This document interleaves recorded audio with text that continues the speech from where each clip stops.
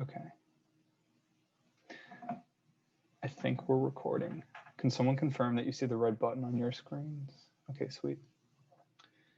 Yeah, we'll go ahead and get started. So my name is Jack Casey. I'm the president of the Premedicine Society. I think all the other officers are here. Y'all can introduce yourselves. I'm Stedham. I'm the vice president of the Premedicine Society.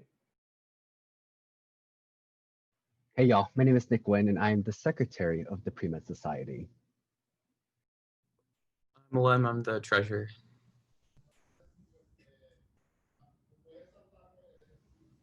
Perfect. So I would assume you're all on the email list if you're here. If not, you can email me and I'll put you on there. My email is, well, I'll go ahead and put it in the chat. Also, if you have any questions, all the officers can go ahead and put their emails in there just in case.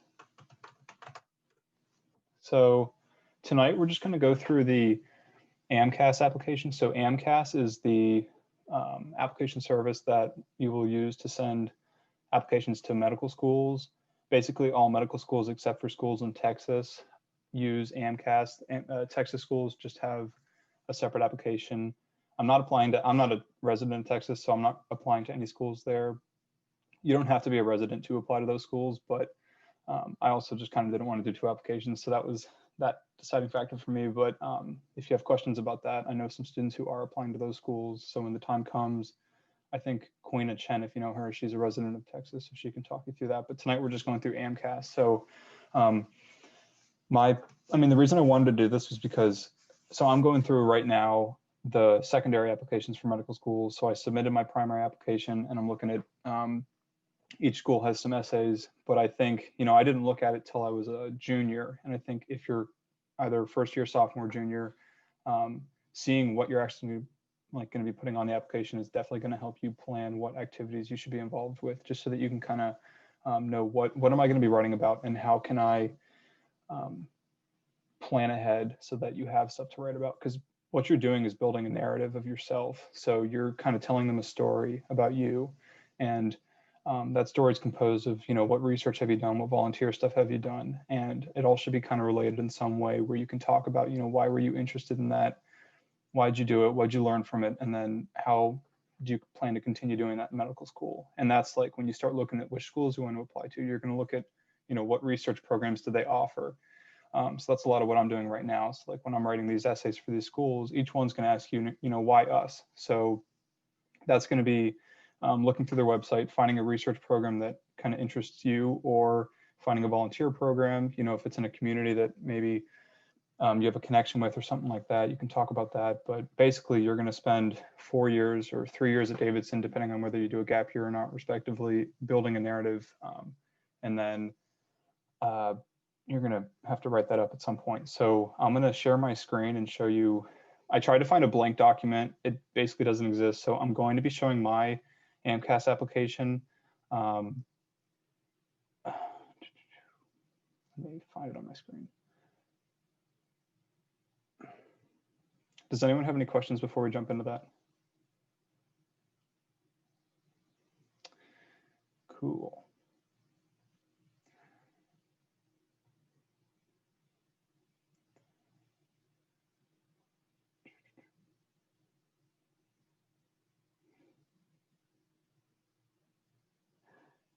Sorry, I have like 30 tabs open because that's just how the process goes. I think this is the one. Let me know if you can see that.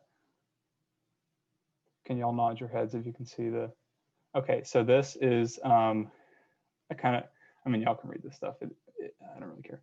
But this is my AMCAS application, and these are a couple tabs that we're going to go through, course requirements. So one thing I also didn't look at till I got, luckily I was kind of, you're around pre-med students all the time. You're going to end up taking the courses most likely that you will have had to take. All these schools have requirements. They are kind of moving away from requirements, but most of them do have recommendations, and they highly suggest you take them. So this is like a good list of the courses you should take. 2 biology courses with lab. For us, that's Bio 113, 114, or 112, 111. General/inorganic chemistry. You can use AP credit and then just take another higher level course. For most people, this is going to look like Chem 115 and analytical chemistry. organic chemistry, this is not true. So the only school I know of that still wants organic chemistry 2 is Emory. I still would take it just so that you can apply, you know, that's based on the schools I've looked at. There could be some schools that still want it. So you really open up your options when you take it. Physics, you need to take both of them. A lot of people take it outside of Davidson. You can do it here, you can do it outside, it doesn't matter. Biochemistry, 1 course, that's what we have. Sociology is not required everywhere. It's usually just them telling you, hey, you know, take this, it looks good, and they'd like to see sociology. Psychology, kind of the same situation. It's not required, but a lot of schools have like a humanities requirement. I was filling one out the other day. I think so. Boston University, they have, when you're doing their application, they're like, tell us how you meet each of our requirements. And for their humanities requirement, you know, Davidson, half the courses you take are in that realm because they call everything a humanities course. So just, you know, take what's interesting to you in that field. That could be a language, that could be psychology. We've got some cool psych courses and stuff. Statistics, based on the department you're in, like I took biostats, you can do psych stats, any stats course will fill that. And they don't list it here. Oh no, they do. So under it is math. A lot of schools want math, and that is tough because I know a lot of you probably used AP credit for that, but not every school accepts AP credit. So it's smart to find a way to get a math in if you can. And then English and writing, we were all kind of forced to do writing 101. That's good because all schools need 2 courses in English, or most schools want that. So try to find a spot for an English class along the way. All these requirements are prior to matriculation, not application. So if you're doing straight through, which means you apply when you're a senior, to then matriculate, which means you're going to go there the year after. So as soon as you end Davidson, the next year you're starting medical school. These courses need to be done through your senior year. Obviously, that's what that means. But you can submit, or a lot of our courses here, so if you're doing a thesis, that's a writing intensive class. So that'll count for a lot of the English requirements. So you don't really need to take one, but I mean, I would recommend you just get it out of the way, because when you're doing the application, it's kind of a pain to have to explain why was this course writing intensive. So this is Harvard. Their list of required courses, we'll just kind of peek through it real quick and then we'll jump into the actual application. But this is kind of like a nice display. So like they say it's recommended, but I would say it's required. Behavioral sciences, that's talking about obviously psych, soc, biology, 2 courses, chem and bio. Most classes, so see here, they say 2 years of chemistry and they don't require Orgo 2. So yeah. And then there it is. Sweet. So I'm not going to scroll up to the top because they put all your grades and stuff on here and MCAT scores and all that, and we don't need to get into that. We'll just talk about it. So, oh, what's that in the chat? Yeah, if you have any questions along the way, you can stop me. Oh, I had a quick question about, sorry, it was about the MCAT. So I know that the courses that are listed are like a lot of times matriculation requirements or what they prefer to see. But as I've been reading online about like courses you need to take as you're prepping for the MCAT, a lot of them listed things that I guess like don't fall in that category. Like some of them said anatomy and physiology appears on there. Some of them said that like cell bio or genetics or something like that appears. So I was just wondering like if there was anything like that that we needed to take separately for the MCAT. So yeah, that's a good question. Before the MCAT, you know, there, like you probably read on, there are so many websites where people tell you what to take. I would recommend you take human physiology at Davidson. Like I took that the same semester that I took the MCAT, and it goes way more in depth than the MCAT asks, but it takes you through all the different organ systems. And Dr. Barsoom is who I took it with, and he did an awesome job. He starts with the brain because the brain is most tested on the MCAT in terms of like human anatomy.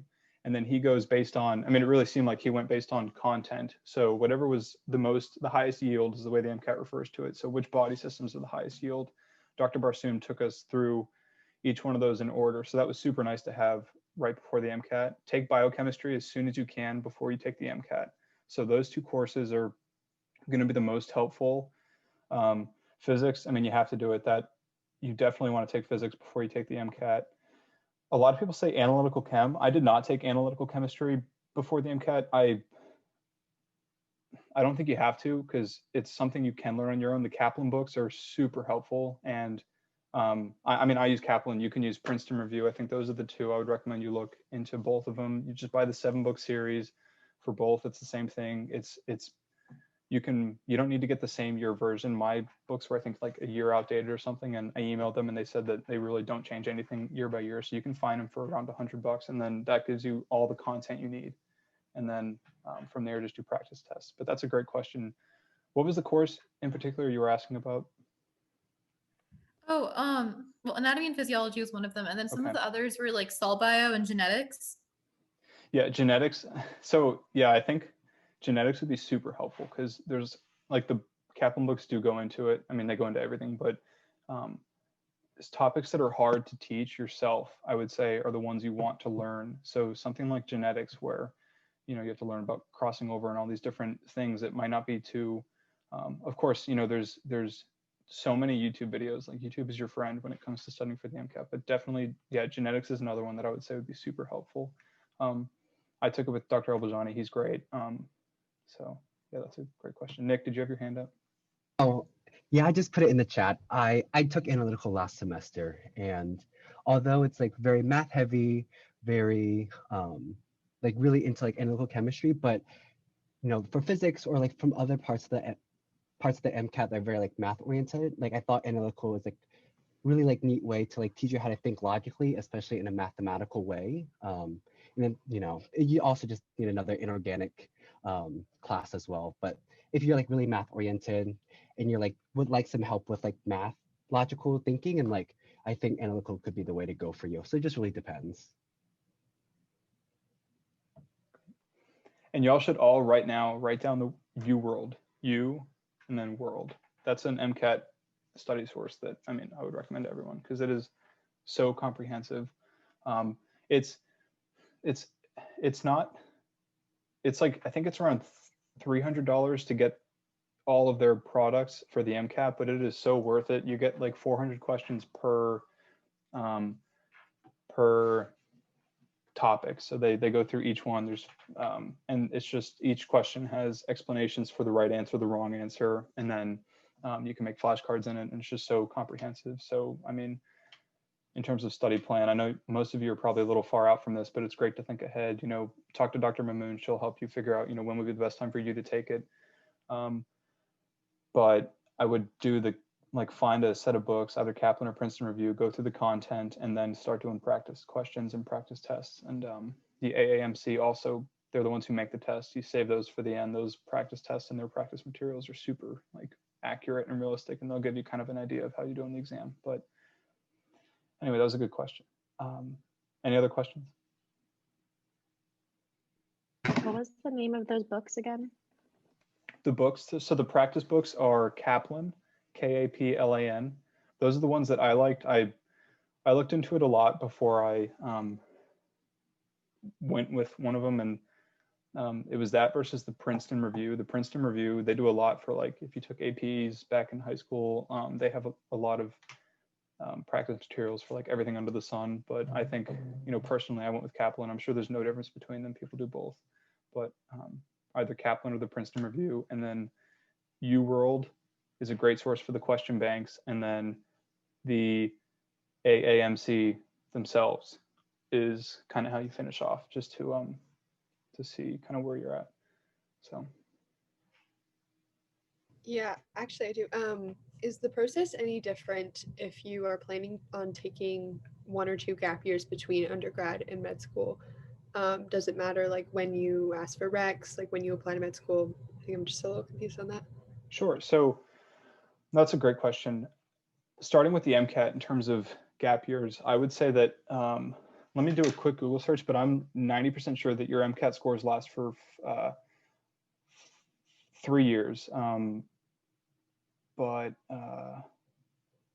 Yeah, so I know that. So it's 3 years, your MCAT scores, you take the MCAT, and then in 3 years, if you don't use that, it's going to have to be reused, or you're going to have to retake it, which you don't want to do. So in terms of planning around when you take biochem, I would do that in mind that you should apply within the next 3 years. So that's because you don't want to take it junior year if you're going to not be going to medical school. Let's say you take 2 gap years and then all of a sudden you have to take the MCAT again. That sucks.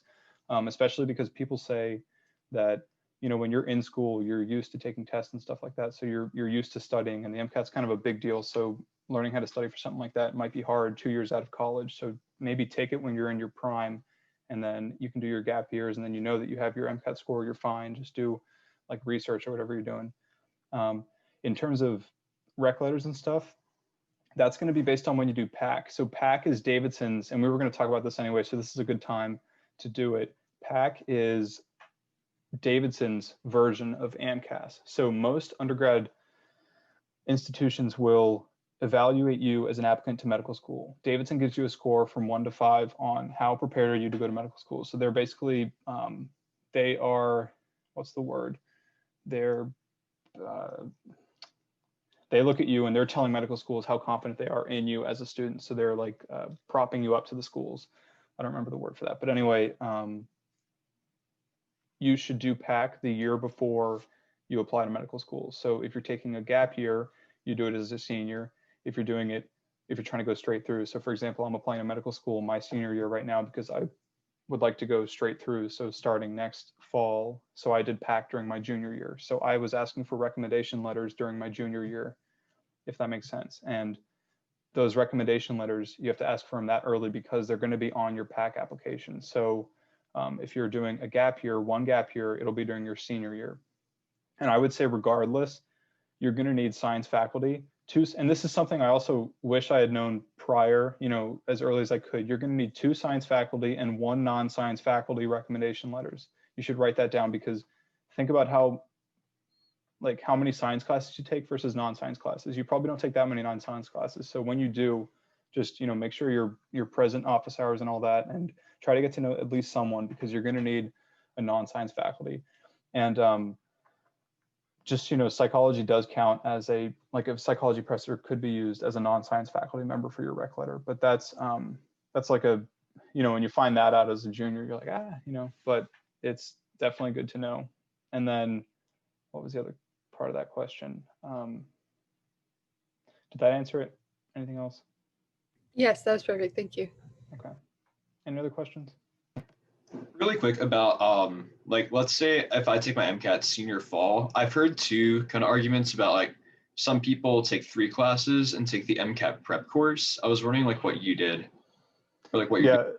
So I mean, I didn't take a prep course, and so I'm not the best person to speak to that personally. I think it depends on how you learn. So I know that for me, like anytime I have a test in a class or something, I'm just going to use the book and spend time reading that, and that's how I learn best. So I know that all I wanted to do was get my hands on the Kaplan books and spend time with those, and I don't want to take a prep course because all that is someone meeting with you, giving you chapters to read, and then helping you through problems. So if that's your way to learn, like do it. That's great. I did do the 3 class thing. I will say that I wish I hadn't, just because it's hard to find time to study during a semester. It's very hard, even with 3 classes. I mean, if you're doing lab work, that alone, you know, 3 classes, you're going to somehow find time to do more lab stuff, and then you're still not finding time to study for the MCAT. So you really need to be disciplined, and you need to have a time that you know you're taking the MCAT, and then plan it out months in advance so that you can dedicate time to studying. And Alim can probably talk about that more because I think he's doing it now with courses. So how you're building that into your schedule. But I know for me it was, I took it in June. So I took it this past June. I studied started in December, and then studied through the spring semester, and then was planning to take it in March. Then we got sent home with COVID, and then I just had to continue kind of studying it because they canceled all MCATs. So eventually it ended up being a ridiculous amount of months, but finally I got to take it in June. So mine was a little weird, but I think some of the other officers might be doing it more kind of recent in normal times, which will kind of compare to what you will be doing. Hopefully we're out of this soon. And then by the time you're doing it, it's, you know, I had to wear a mask during my MCAT, which was annoying. But Alim, sorry to put you on the spot. Yeah, no problem. So I started reviewing, I got the Kaplan books like over the summer. so I started reviewing the bio sections because I felt the most comfortable with that. And then I'm taking physics 2 right now this semester. So I've been reviewing that material, the physics Kaplan book, as I'm taking physics 2, since I've already taken physics 1, and I'm learning most material physics 2 as I'm going along in the semester. So I would say I'm assuming if you're taking the MCAT your senior year, then you would be taking a gap year, right? That's how the timeline work out. So I would say, for me, the Kaplan books work well because either way, you're going to have to be disciplined and set aside time to study for the MCAT. And it's easier for me to build it around my schedule, especially if you're taking a class alongside studying. It could be helpful to focus specifically on that section a little bit more so that it's easier for you to learn that material faster since you're already learning it in class. So at least in my opinion, I'd say, like, personally, the books, we're learning from the books directly works best for me. So I'm probably not going to take a MCAT prep course next semester. But I think it's really just personal preference on whether you want to do that or go straight with the books. But the books are really detailed, and one thing I didn't realize is if you, like, I took Orgo 1 freshman year, and then I was initially going to take Orgo 2 the semester after, but then I got into another class, behavioral neuroscience, so I dropped Orgo 2 for that, and I still haven't taken Orgo 2 yet. But the MCAT books, specifically the Kaplan books, I don't know about the Princeton review, they do a good job of reviewing all the material, like pretty extensively. So you should be fine with going through just the books. But if you need the structure of the class, then I'd say go for the class. If that's like Jack said, if that's the way you learn best.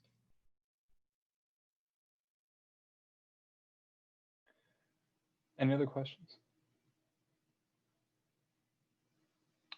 Cool. So what we're looking at on my screen is my activities section. So basically you go through, you pick 15 of your activities, and so let's look at the lab one here. This is on campus lab stuff. So you put in each of your, like, the chunks in the top right, you see the dates that you would have done it, the hours you did, and then you have to have a contact for each one. So think about that as you're doing, like, if you work at Serenity House or if you work at a clinic nearby, you need to have someone who can kind of vouch for you. I don't think they've ever called anyone, unless you put like 4 million hours on there, they're not going to question it.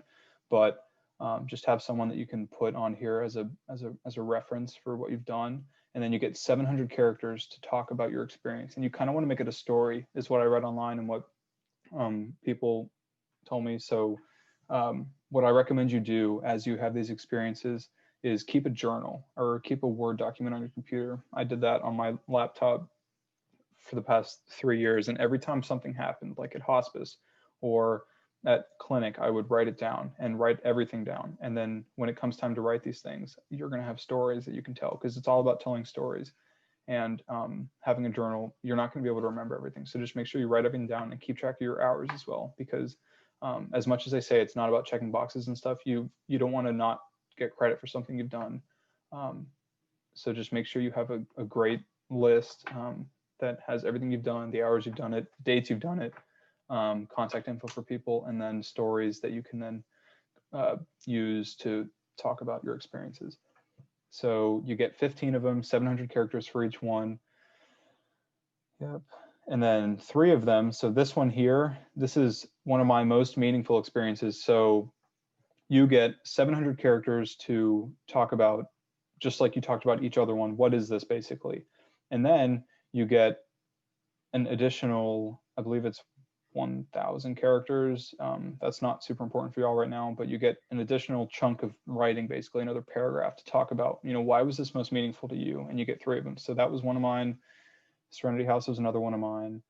And then I don't remember being an RA. So that was those are my 3. And then you explain them, and then you really want to have a story for those ones. So whatever your 3 experiences are that you're going to use, you really want to have like one meaningful story that you could talk about.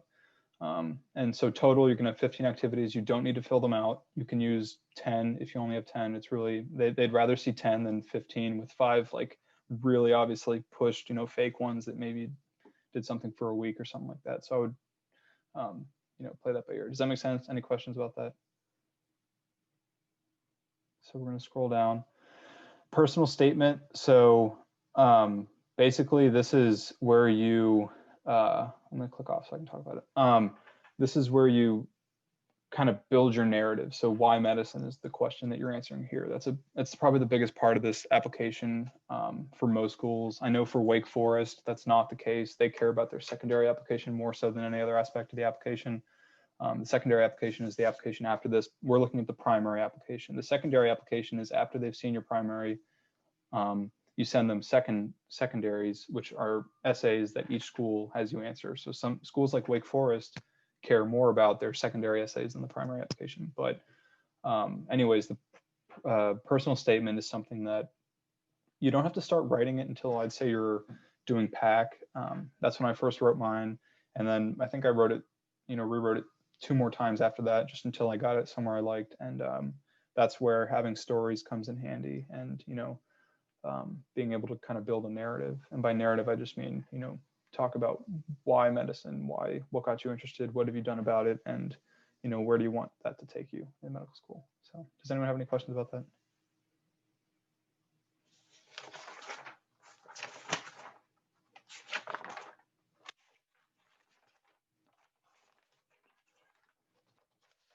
No questions? Cool. So that's basically the entire application. I'm looking at the printed out version just because there's some like private information stuff on here. They do collect demographic stuff. All your grades, you cannot pass fails classes on AMCAS. So that's important to know as well. I mean, regardless of, you know, grades and stuff, they like to see upward trends. So don't worry about, you know, if during your first year maybe you had some bad grades or something like that. As long as you know it's going up from there, that's totally fine. They do like to see that.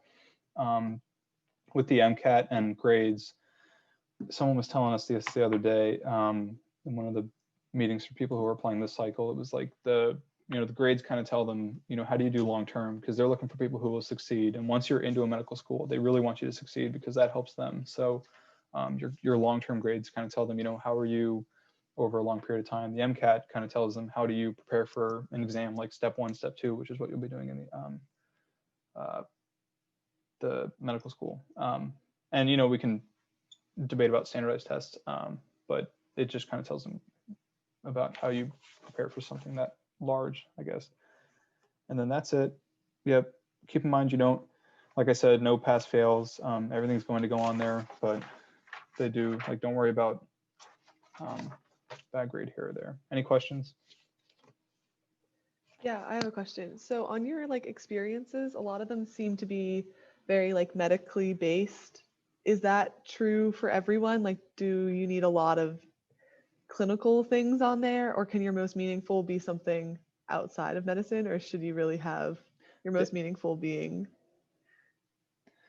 That's a great question. And that was actually something I was worried about too when I was starting to do this, because you're right, a lot of mine are kind of medicine related, but they love to see non-medicine stuff. They actually, so I think at least one of your most meaningful should be something that's not medicine related. And if it's not, that's totally fine. Let's say you've done a ton of research or something, or you worked at a clinic, and those like are your most meaningful. Whatever's your most meaningful is your most meaningful. So just stick with that. But I know that you should not have 3 non-medical things as your most meaningful, because then they're going to ask you, you know, obviously medicine's not your thing if you've got like 3 of your most meaningful things or have nothing to do with medicine. So I would say try to make 2 of them medically related. And if you've got something else that's interesting, because you're trying to stand apart, the whole point of this, everyone's going to have a lot of this stuff, but you want to have something that makes you you. So that's where your narrative comes into play. And if you have something that is non-medical related, you're probably not going to match up with a lot of other people, because that's pretty unique. So everyone's going to have something that's like kind of helps them stand out. So that would definitely help you stand out if you had something you could put as a most meaningful experience with a good story to go with it. So. Really quick, talking about these experiences, I noticed that you had like hours jotted. So that was obviously like time spent in a lab or an internship or like shadowing. But like, what if, let's say, like just one of your experiences was like a consistent like on-campus involvement like all 4 years, like would that be applicable, or do you only want like what if it's like a hospital stay or something, like a story involved in that? Is that something you would say for the essay, or do you put that down in experiences? Can you explain what you're asking? You're talking about like, like if something happened to you and that's something you want to talk about, like. I guess there's that, and then also just like another example is like if you were involved in campus, but like if it like took multiple years, it wasn't just like I did this many hours. Like, would you just put, I guess, like this year through this year? If That's that. a good question. I think I have an example of something like that where, so one example is honors, awards, recognitions. For each of those entries, you labeled as something. And then, so for my honors, awards, recognitions section, I put total hours 0. And then I just talked about what it was. What is this award you won? Obviously, you didn't do any time for an award. I mean, you put a time in to earn whatever that was, but you just got what it was. So if you have a publication, if you got some research published, that doesn't have any time with it, because your lab experience is supposedly in another section. It's just a publication goes in its own section. So that's going to have 0 hours and it's going to have a description with it. I think you're describing a club. Is that what it is? Like, is there a club on campus that? Yeah, so like if you were like president for an organization for like 2 semesters, like how would you say that? Yeah, so like meaningful leadership experience. Yeah, so that would definitely go on here. I think I just kind of estimated, I mean, they get so many applications, they're not going to hunt you down and like check the, like if you clocked in or something like that. They just, like for adopt a grand friend, I've done that for the past 4 years. And I mean, I don't know how many hours exactly I did. I say just shoot for something that's fair, but don't overestimate, don't underestimate, just try to be fair. And like for that, I put, whatever, a fair, or all right, for pre-med society, that's a good example. So, how many hours do you do as president of pre-med society? I don't know. So I put 20 for last year, or no, the year before, and then 30 for this year for the positions I had, just because that was kind of like a fair estimate based on the work we were doing. And so you just, and that's why keeping notes now is going to help you. So any other questions? I see a chat.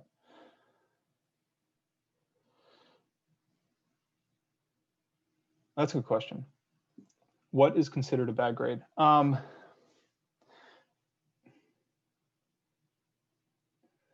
So that's a great question.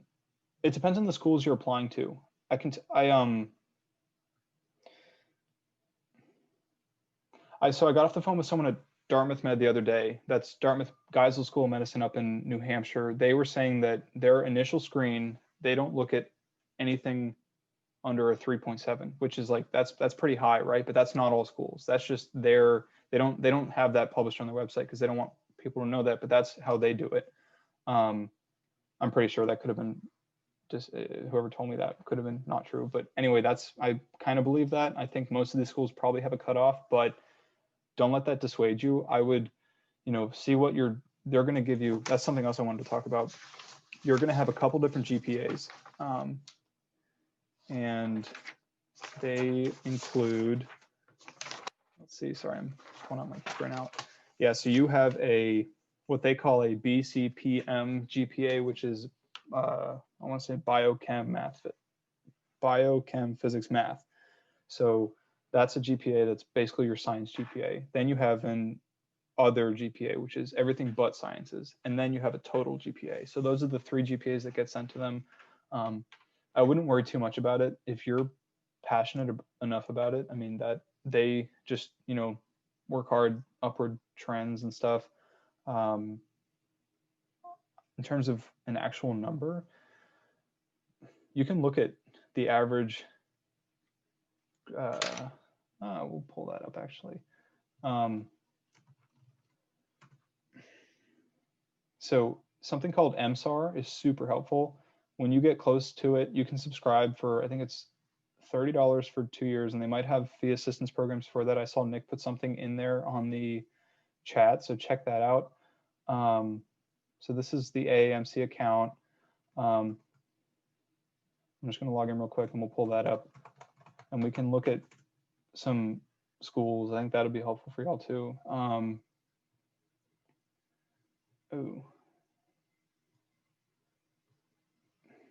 Oops. here we go. It'll already have me logged in.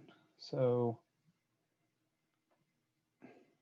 I don't know. I don't think there's a real number. And when the deans come, you can ask them that. They're very receptive. We've got a couple dean visits coming up.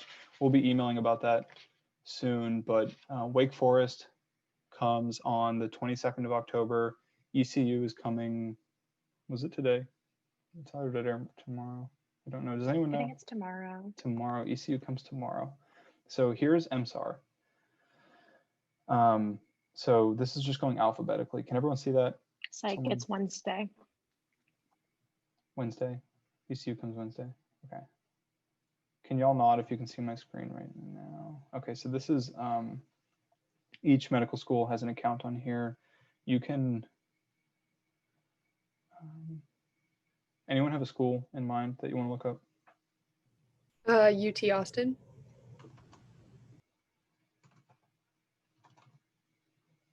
That's Texas, right? I'm just going to put in. Is that how you spell Austin? Okay, cool. So here's UT Austin. So they're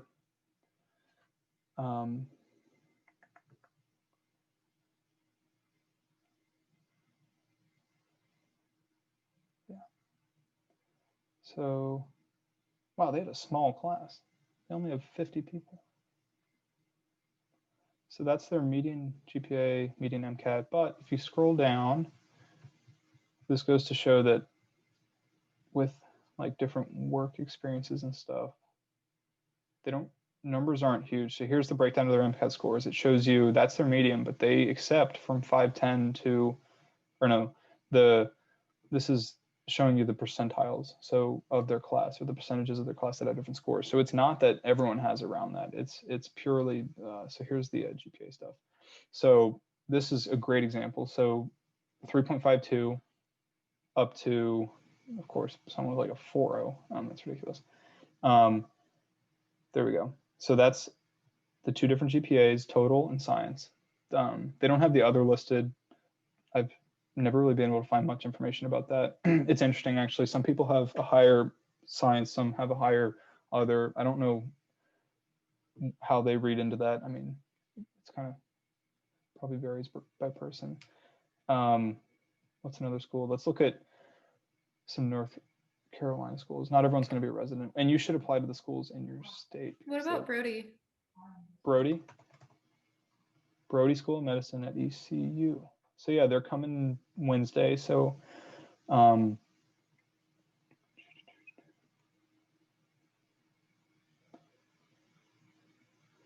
so their median MCAT is 508.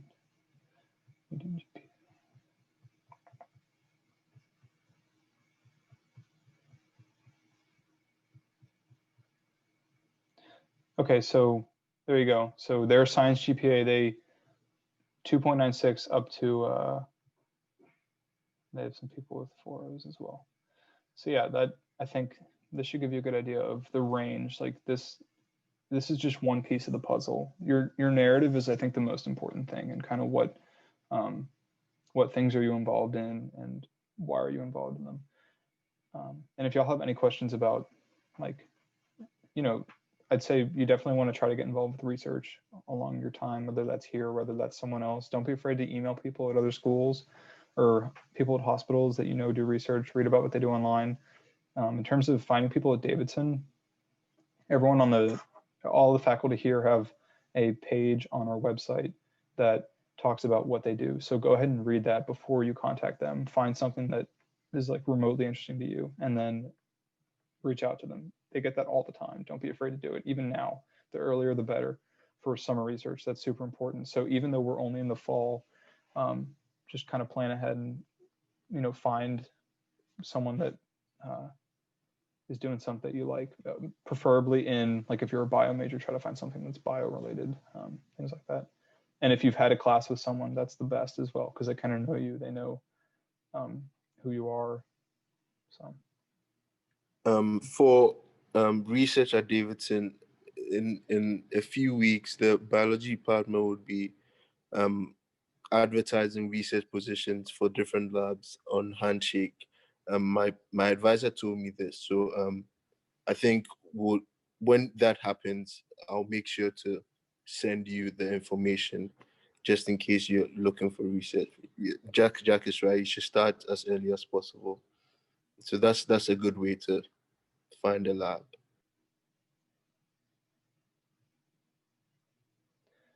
Here is, if you had any question about gap years, this shows you the average age of students who are going to ECU. So 19 to 23 is probably either 0 or 1 gap year.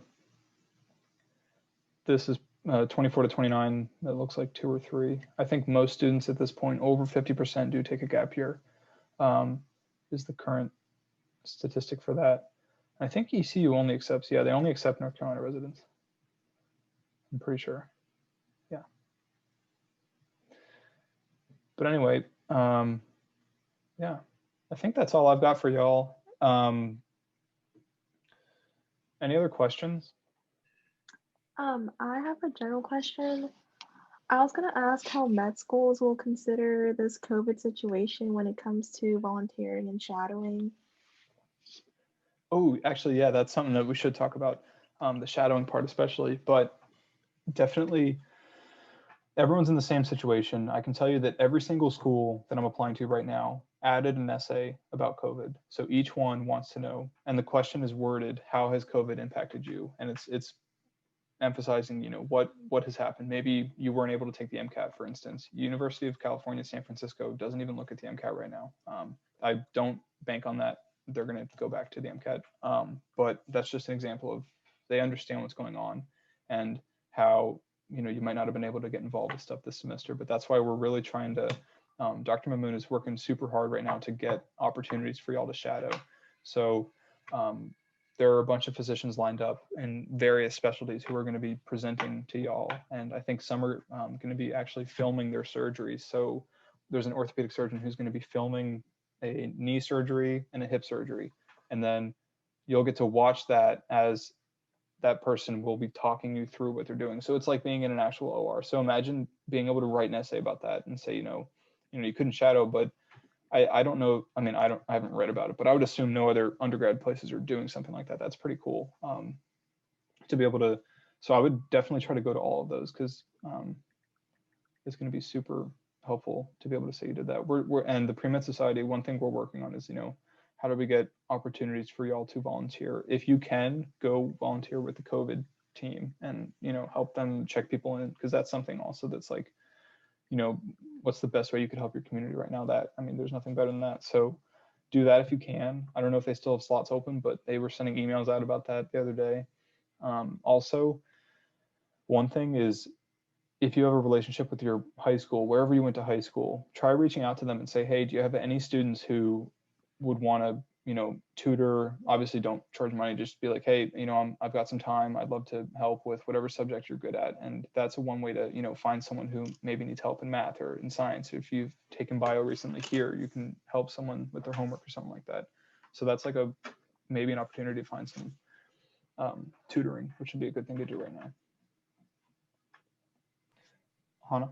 Do you mind discussing, I think you mentioned your secondaries and how you looked at those a little bit. Obviously you get those after you apply to medical school, but do you mind discussing the prompts? Because I think a lot of them stay similar between years, right? Yes, they do. So that's a great question, because that's something else you're going to want to have written down. Can y'all see what the thing popped up on my computer right now, the Word document thing? Okay. It's like all of I can pull, oh boy. Let me see which one to pick.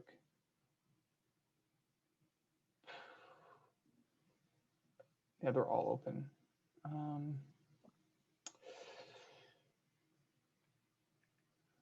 Yeah, it's going to be, I don't want to navigate to one of their websites, but basically all of them have a diversity question. Some of them have an adversity question, and all of them right now have a COVID question. Most of them have a why our medical school question. So those are the kind of 4 that you're going to need. You're definitely going to need a diversity question. Regardless of who you are, everyone's got something that makes them unique. And so that question is not so much about, it is about whatever makes you diverse. So I know people who talked about growing up in a farm, that's something that not everyone can talk about. So it's something that's going to set you apart. and I told you I was on the phone with someone from Dartmouth the other day, and they were saying that what they do in the interview, some people literally just want to find out, like, how do you communicate? Because regardless of what your scores are and stuff, they want to know that you're a human. So as soon as you are in the interview, they're going to find something on your application, like, what can you talk about? And they're going to try to talk to you about it. So like if you're really good at fly fishing and you talk about fly fishing and it comes up somewhere in your application, they might talk to you about fly fishing for like 30 minutes. So having something like that you can talk about. But yeah, you're going to need a diversity question. They might have an adversity question. So is there something that you've gone through that has, made you stronger? Duke, oh my gosh, Duke is yeah, let me pull up Duke. Can y'all see that? You cannot see that? Okay, it's because I'm only sharing my Google screen, that's why. All right, I'll just tell you what they are. So Duke has like 11 essays. It's ridiculous, but Duke is definitely worth applying to. They clearly emphasize the secondary. So I'm going to read you each of their prompts because it's, what can y'all see on my screen right now? We can see the ECU screen. Okay, so I'm just going to read them then. So the first one is their diversity question. This is how one is typically worded. Tell us more about who you are. You may provide additional information that expands your self-identity where gender identification, racial and/or ethnic self-description, geographic origin, socioeconomic, academic, and/or other characteristics that define who you are as you contemplate a career that will interface with people who are similar and dissimilar to you. You will have the opportunity below to tell us how you wish to be addressed, recognized, and treated. So that last sentence was just in their application. They had a bunch of different things that you could check boxes, how do you want to be identified, stuff like that. So this was a 500-word essay. The next one, how has the COVID-19 pandemic influenced your journey to medical school? Have these events changed your outlook on medicine's role in society? So this is an opportunity for you to say, hey, this is how this is how it impacted me, maybe, your family, something like that. And then you should also, we're all looking at careers in medicine. You should be thinking about, what might change after this. So I kind of talked about, changes in social norms, stuff like that. Everyone always used to laugh at me when I was always open the door to commons with my sleeve ever since I've been here. Cause I don't know, I'm kind of a germaphobe, but now everyone does it. And I find it funny because no one's laughing at me anymore. But that's kind of, something like that where, you should be thinking about how has COVID changed stuff. And then most schools have an optional, please let us know of any additional information that you would like us to consider while reviewing your application. So that's kind of that question always annoys me, especially when Duke has like nine questions and then they have this optional question. It's like, what else can I give you? But they're all going to probably have something like that. And that's a wonderful opportunity to then look through the school, find or research something about the school that what makes Duke unique, and then write about that and say how that matches to you, because that's going to immediately set you apart from people who don't answer that question. So yeah. And y'all are still probably very far out from this, but I mean, stuff to keep in mind. The next one is describe a situation where you have chosen to advocate for someone who is different from yourself. What does advocacy mean to you, and how is your advocacy developed? What risks, if any, might be associated with your choice to be an advocate?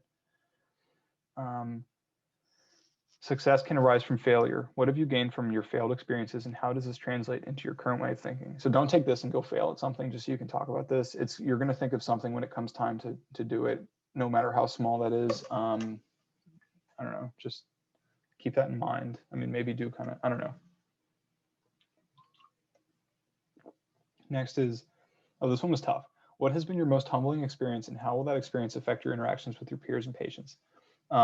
So they really want to, Duke had the most in-depth application by far.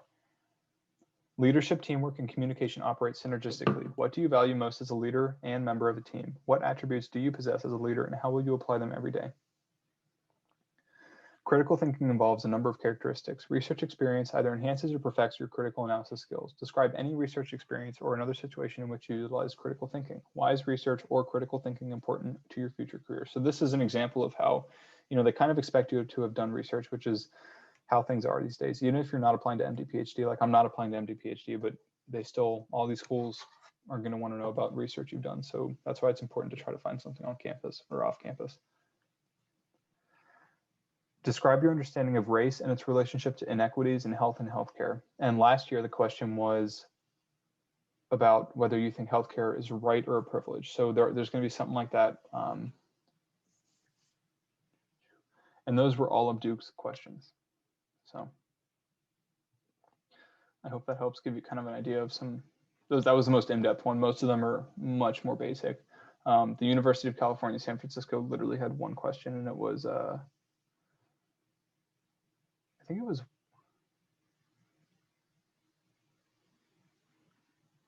oh, update them on your activities since you submitted your primary application. They didn't even have a question. The University of Rochester doesn't have a question. So it really depends on the schools, but yeah. Any other questions?